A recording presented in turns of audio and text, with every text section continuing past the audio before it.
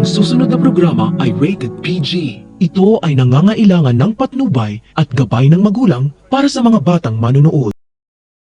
Malapit nang malantad ang katotohanan tungkol sa kung sino ang tunay na ina ni Lilet, sapagkat bumalik na si Meredith ng Pilipinas at nagising na rin si Ramir sa ICU.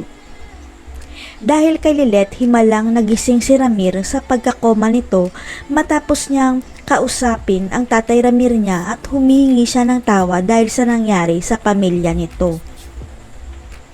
Kaya galit na galit si Patricia nang malaman niyang dinalaw ni Lilet si Ramir sa ospital.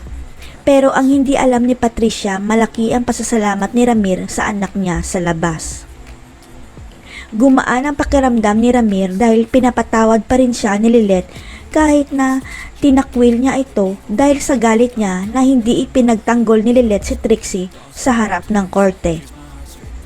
Alam ni Ramir na pinagsisisihan ni Lilet ang hindi niya pagtatanggol kay Trixie. Kaya pinapatawad na rin niya si Lilet at hindi ito alam ng kanyang mag-ina dahil kokontra sila.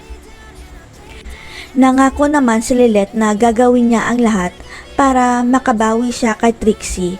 Kaya malaki ang posibilidad na pabubuksan ni Lilet ang kaso matapos na umamin si Ino sa kanya.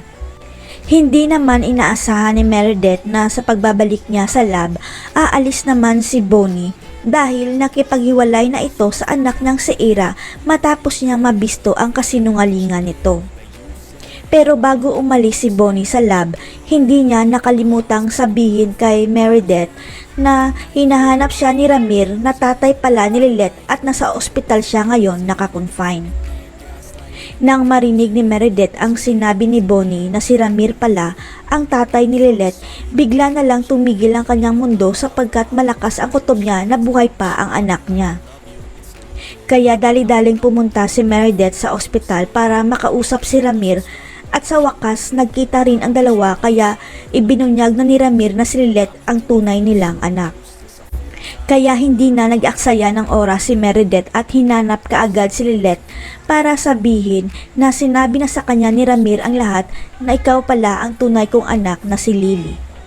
Hindi kaya magkakaroon ng amnesia si Ramir kaya masasabi niya ang totoo kay Meredith?